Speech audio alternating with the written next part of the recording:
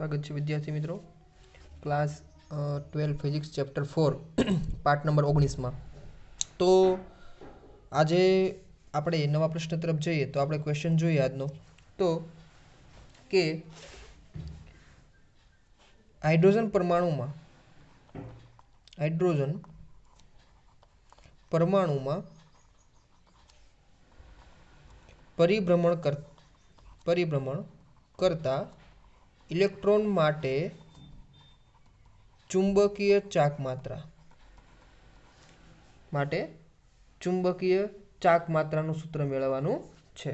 Okay, ચુંબકીય ચાક માત્રાનું સૂત્ર મેળવવું છે। સૂત્ર મેળવો। ચાલો, ઇલેક્ટ્રોન હાઇડ્રોજન પરમાણુની અહીંયા વાત કરવામાં આવી છે। તો હાઇડ્રોજન પરમાણુ છે એમાં પહેલા આપણે જોઈએ કેન્દ્રમાં તો કે ધન વિદ્યુતભાર હોય। આ કેન્દ્ર દોરી નાખ્યું। કેન્દ્રની આસપાસ ઇલેક્ટ્રોનની કક્ષા દોરીએ। આપણા ઇલેક્ટ્રોનની કક્ષા દોરી દીધી। ઇલેક્ટ્રોનની કક્ષા છે એની ત્રિજ્યા છે r અને ઇલેક્ટ્રોન છે એ વર્તુળ ગતિ કરે છે ધન વિદ્યુતભારની આસપાસ। હવે આની આપણે વેગ જાણવો હોય, વેગની દિશા, તો સ્પર્શક દોરીએ તો સ્પર્શકની દિશા છે મિત્રો એ વેગની દિશા આપે। સ્પર્શકની દિશા વેગની દિશા આપણને આપે। ચાલો આપણે વિદ્યુત પ્રવાહ જોઈએ તો ઇલેક્ટ્રોન છે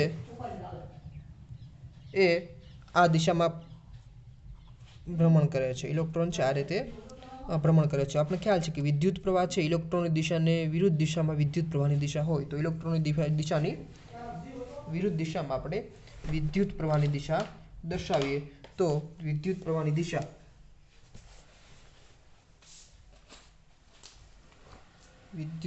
દિશા આપણે આ રીતે મળશે। આ છે આપણે વિદ્યુત પ્રવાહની દિશા। ચાલો આપણે વિદ્યુત પ્રવાહ ગોતી લઈએ I। ચલો વિદ્યુત પ્રવાહ I બરાબર શું થાય તો કે I બરાબર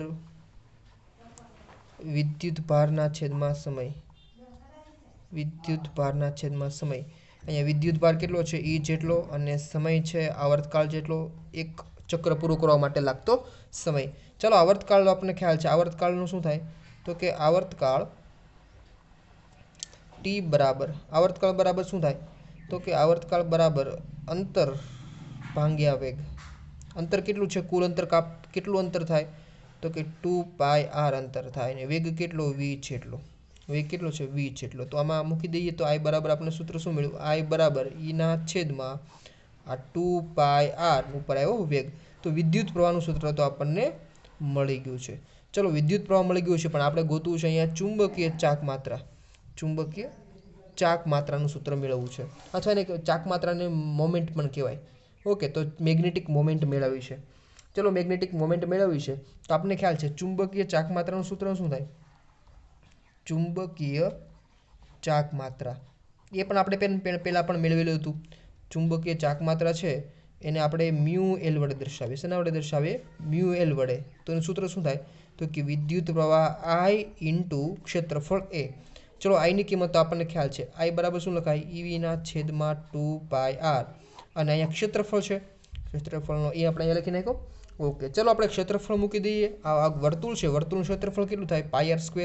તો EV ગુણાકારમાં πr² છેદમાં 2πr। આમાં તો પાઈ કેન્સલ થઈ ગયા તો μL બરાબર આપણી પાસે શું વધ્યું તો કે ઉપર વધ્યો E વધ્યો છે, V વધ્યો છે, પાઈ તો કેન્સલ થઈ ગયો છે, R વધ્યો છેદમાં અહીંયા પાઈ અને R કેન્સલ થઈ ગયા છેદમાં 2।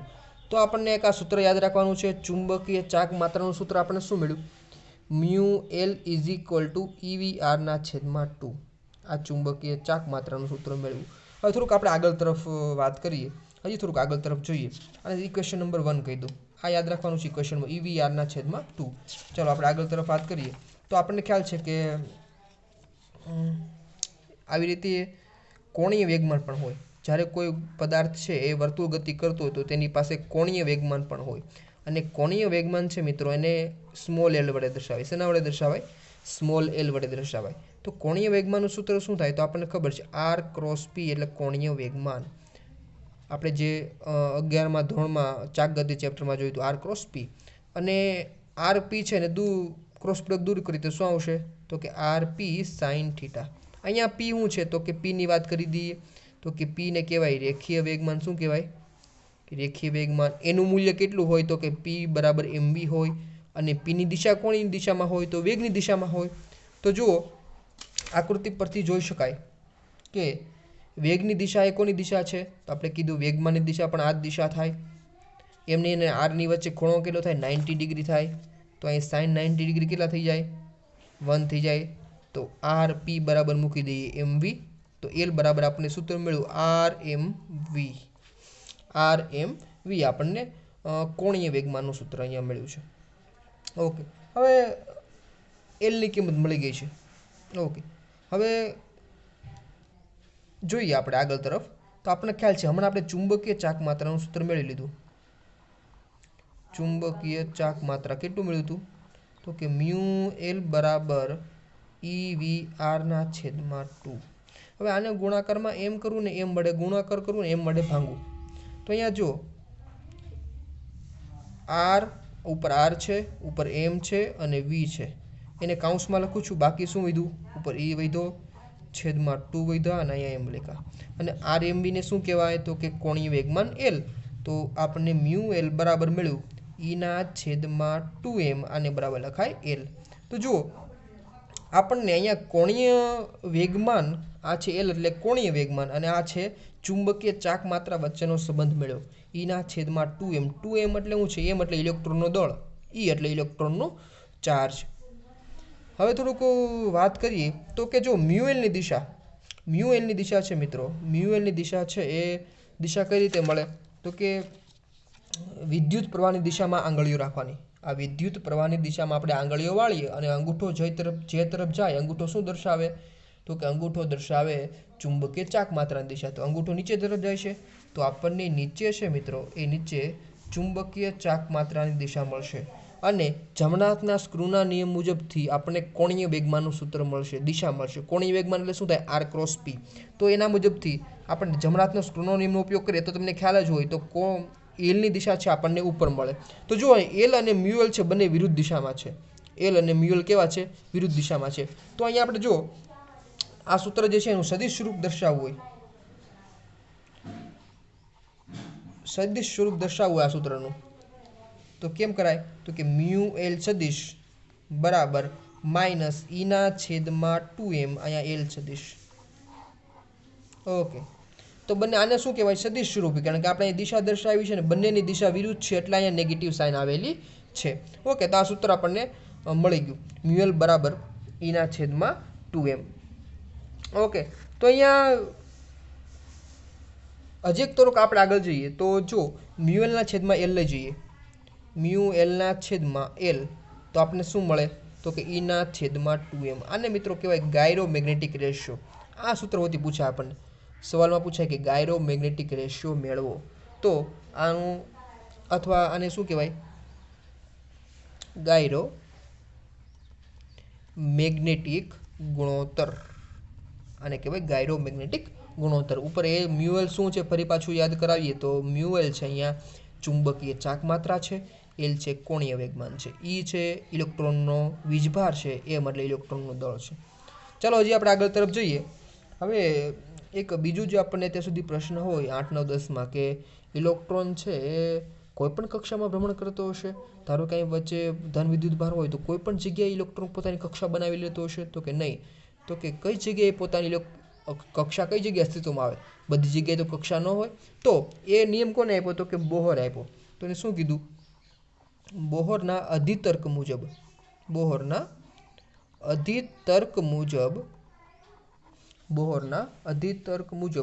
ઇલેક્ટ્રોનનું કોણીય વેગમાન કોઈ પણ સ્વીકૃત કક્ષા માટે h/2πના ગુણોત્તરમાં હોય છે ઓકે તો બોહરના અધિતર્ક મુજબ શું થાય કે ઇલેક્ટ્રોનનું કોણીય વેગમાન છે એ કોઈ પણ સ્વીકૃત કક્ષા માટે h/2πના ગુણોત્તરમાં હોય છે પણ કેવા ગુણોત્તરમાં તો કે અહીંયા ઉમેરી દઈએ પૂર્ણાંક ગુણોત્તરમાં હોય છે। મતલબ કે કોણીય વેગમાન એટલે એલ मतलब एन एचना छेदमा 2 पाई एन શું છે પૂર્ણાંક સંખ્યા છે એન બરાબર શું છે પૂર્ણાંક સંખ્યા એટલે 1 2 3 અપ ટુ એમ તો મતલબ જે કક્ષાનું કોણીય વેગમાન છે એન બરાબર 1 મૂકીએ તો એચના છેદમાં 2 પાઈ એન બરાબર 2 મૂકીએ તો 2h ના છેદમાં 2 પાઈ જે કક્ષાનું કોણીય વેગમાન એટલું પૂર્ણાંક સંખ્યામાં હોય એચના છેદમાં 2 પાઈના પૂર્ણાંક સંખ્યામાં એ જ કક્ષામાં ઇલેક્ટ્રોન છે ભ્રમણ કરે બાકી કોઈ કે 1.5 એચના છેદમાં 2 પાઈ તો કે એમાં ઇલેક્ટ્રોન છે એ કક્ષામાં ભ્રમણ કરે નહીં 2.5 તો કે નહીં 1.3 તો કે નહીં એમાં કક્ષામાં ઇલેક્ટ્રોન ભ્રમણ કરે નહીં હવે આમાં ધારો કે એલ તો આપણને મળી ગયું અને મ્યુએલનું સૂત્ર તો ખ્યાલ ચુંબકીય ચાકમાત્રનું સૂત્ર શું છે કે તો કે ઈના છેદમાં 2m ઇન્ટુ એલ હવે એલની કિંમત મૂકી દઈએ અહીંયા તો કે ઈના છેદમાં 2m એન એચના છેદમાં 2 પાઈ ગુણાકારમાં 2 પાઈ જો અહીંયા 2 2 4 થઈ ગયા તો ઈ એન એચ છેદમાં 4 પાઈ એમ તો આપણને એક મ્યુએલ છે મ્યુએલનું એક નવું સૂત્ર મળ્યું કોણીય ચુંબકીય ચાકમાત્રનું નવું સૂત્ર મળ્યું ENH છેદમાં 4 પાઈ એમ આને આપણે સૂત્રને આમ પણ કહી શકીએ કે એનમી કક્ષાનું એન એટલે એન છે એન બરાબર તમે 1 2 3 4 કોઈ પણ મૂકી શકો તો એનમી કક્ષામાં ભ્રમણ કરતા ઇલેક્ટ્રોનની ચાકમાત્રાનું સૂત્ર છે ઇલેક્ટ્રોનની ચાકમાત્રાનું સૂત્ર દર્શાવે છે ENH ના છેદમાં 4 પાઈ એમ હવે આપણે બોહરનું કથન તો જોઈ લીધું આ સૂત્ર પણ જોઈ લીધું હવે આપણે થોડીક બીજી વ્યાખ્યા પણ જોઈ લઈએ સાથે સાથે ધારો કે આપણને એક નવો શબ્દ છે એ પણ ક્વેશ્ચનમાં પૂછાઈ શકે તો કે નવો શબ્દ કયો સર તો કે એક નવો શબ્દ છે બોહર મેગ્નેટોન હવે આ શબ્દનો મિનિંગ શું થાય તો બોહર મેગ્નેટોન એટલે શું થાય તો કે બોહર મેગ્નેટોન એટલે શું થાય તો કે હાઇડ્રોજન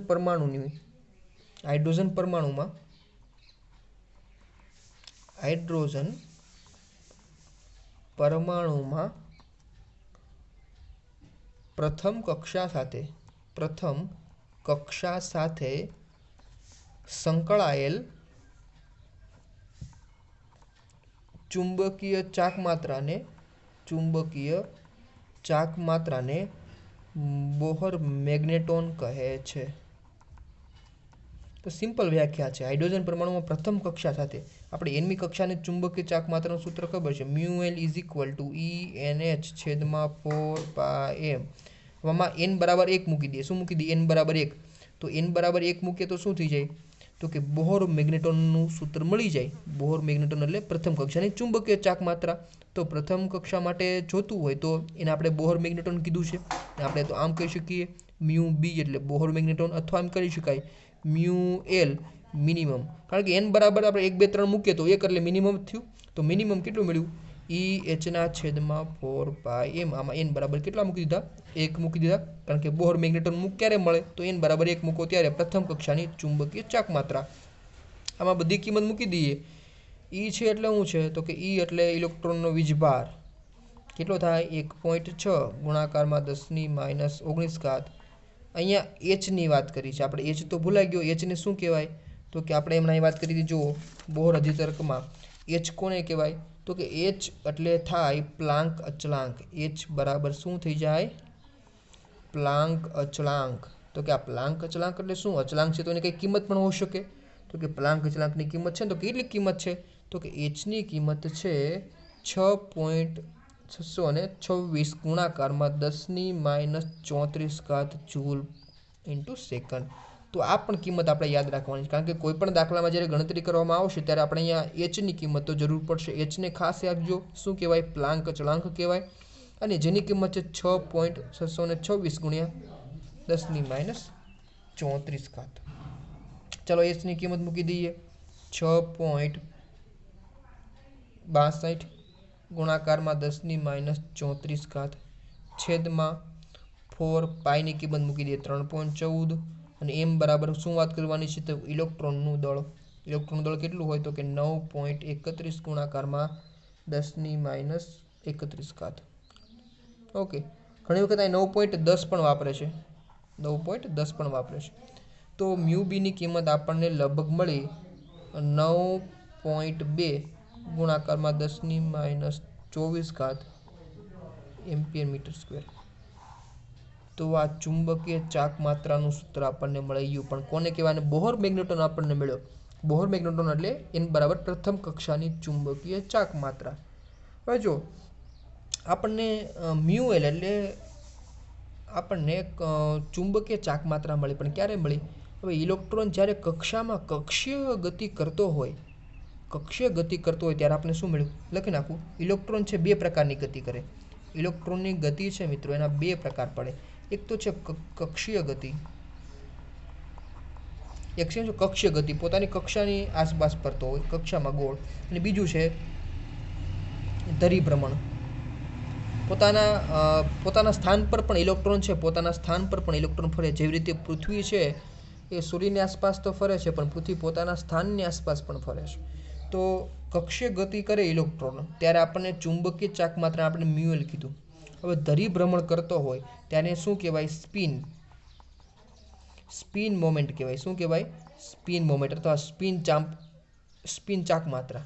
ઓકે, તો સ્પિન મોમેન્ટ કહેવાય. આને કહેવાય એન્ગ્યુલર મોમેન્ટ. અને સ્પિન મોમેન્ટમ. ચાલો, સ્પિન મોમેન્ટ એટલે સ્પિન મોમેન્ટને શું વડે દર્શાવે? મ્યુ એસ વડે દર્શાવે. બે પ્રકારની ગતિ. તો કુલ ચાક માત્રા કેટલી મળે? તો કે કક્ષીય ગતિના કારણે પણ મળે, અને બીજું પોતાના ધરીભ્રમણ કરે એના માટે એન પણ મળે. તો મ્યુ બરાબર મ્યુએલ ઇન્ટુ મ્યુએસ થાય. તો કે મ્યુએસ સર છે, મ્યુએલની કિંમત આપણને ખ્યાલ પડી. મ્યુએલની કિંમત કેટલી છે? તો કે E/2m minus E/2m into L. આની કિંમત તો આપણને ખ્યાલ છે. મ્યુએસની કિંમત કેટલી હોય? તો કે મ્યુએસની કિંમત પણ કેટલી હોય? તો કે મ્યુએસની કિંમત હોય minus E/m into S. S એટલે સ્પિન મોમેન્ટ. સ્પિન મોમેન્ટ જો ઇલેક્ટ્રોન માટે સ્પિન મોમેન્ટ કેટલી હોય? તો કે 1/2 હોય. કેટલી હોય? 1/2 અને -1/2. ઇલેક્ટ્રોન માટે સ્પિન મોમેન્ટ કેટલી હોય? 1/2 અથવા -1/2.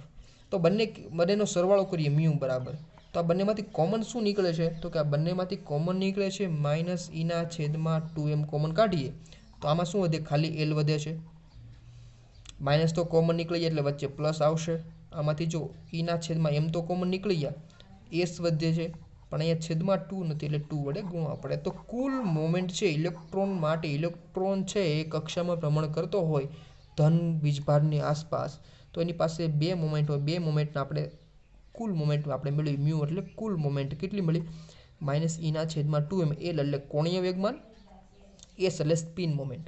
સ્પિન મોમેન્ટ ક્યારે હોય? ઇલેક્ટ્રોન પોતાની આસપાસ ફરતો હોય ત્યારે સ્પિન મોમેન્ટ મળે. આ વસ્તુ આપણને કેમિસ્ટ્રીમાં પણ તમને જોવા મળશે, સ્પિન મોમેન્ટ અને મેગ્નેટિક મોમેન્ટ. ઓકે, તો અહીંયા છે આપણે આ ધરીભ્રમણના સૂત્ર છે યાદ રાખવાના છે. એક તો મ્યુએલ બરાબર ખાસ યાદ રાખવાનું છે કે મ્યુએલ એનમી કક્ષામાં ઇલેક્ટ્રોનની ચાક માત્રાનું સૂત્ર ENH/4πm. આ સૂત્ર ખાસ એક યાદ રાખવાનું છે. ઓકે, ને એક આ સૂત્ર યાદ રાખવાનું છે -E/2m બરાબર L. Okay, thank you very much.